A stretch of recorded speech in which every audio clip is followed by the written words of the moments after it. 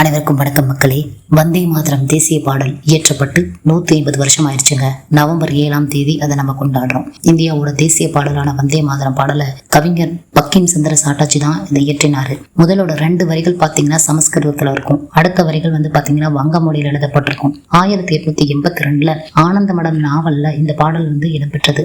முதலா 1896 கொல்கத்தா காங்கிரஸ் மாநாட்டுல வங்க கவிஞர் ரவீந்திரநாத் தாகூர் மியூசிக் போட்டிருப்பாரு. இந்த பாடல் சுதந்திர போராட்ட காலத்துல உத்வேகம் கொடுத்தது. சுதந்திரத்துக்கு அப்புறம் 1950 ஜனவரி 24 அரசியல் நிர்ணய சபையினால இது ஏற்றுக்கொள்ளப்பட்டது. தேசிய பாடலாக இது அமலுக்கும் வந்தது. தேசிய கீதமான ஜனகணமன பாடலுக்கு நிகராக இது மதிக்கவும் படுது. சுதந்திரம், குடியரசு தினம், விளையாட்டு, ராணுவ நிகழ்ச்சிகள் எல்லாமே இது பாடப்படுதுன்னே சொல்லலாங்க. ரொம்ப சிறப்பு வாய்ந்த இந்த வந்தே மாதரத்தை நாம எப்பவுமே கொண்டாடணும். வந்தே மாதரம் அப்படிங்கிற ஒரு சொல் இந்திய மக்கள் கிட்ட விடுதலை உணர்வை தட்டி எழுப்புது. இந்த பாடல் தாய் நிலம், தாய் பற்றி விளக்குது. தாய் மண்ணே வணக்கம் அப்படிங்கிறது தான் இந்த பாடலோட பொருள். உலக சாதனை படைத்திருக்குங்க இந்த பாட்டு.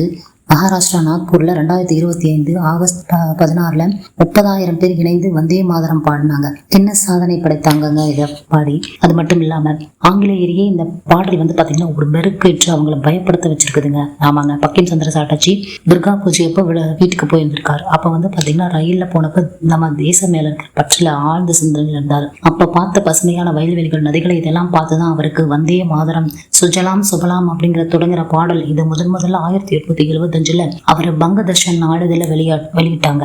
மத ரீதியான மக்களை பிரிக்கிற நோக்கத்துல பிரிட்டிஷ்காரங்க 1905 வங்காளத்தை 2ஆ பிரிக்கிற வங்க பிரிவினை அறிவித்தாங்க. இதை எதிர்த்து கொல்கத்தா டவுன் ஹால்ல 40,000 பேர் வந்தே மாதரம் பாடி போராட்டம் நடத்தினாங்க. யாரெல்லாம் வந்தே மாதரம் பாடினாங்களோ அவங்களெல்லாம் பிடிச்சி ஜெயில அடைங்கன்னு சொன்னாங்க. அந்த பாட்டை பாட தடையும் விதித்தாங்க.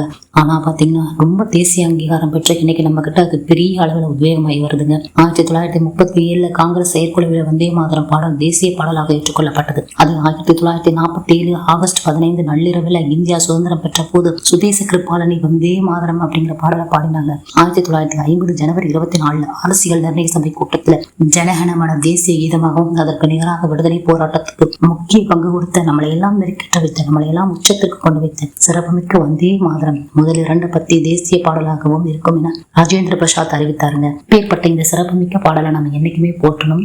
வந்தே மாதரம்னு சொல்லும் போது நம்மளுடைய நாடி நரம்பு எல்லாமே நம்ம தாய் நாட்டு மேல அப்படியே உருகி நம்மளையே நம்ம இழந்துருவோம். அந்த அளவுக்கு நம்மளை மெருக்கச்சி இருக்க அந்த பாடலுக்கு நம்ம என்னைக்குமே நன்றி கூட இருப்போம். நன்றி, வணக்கம்.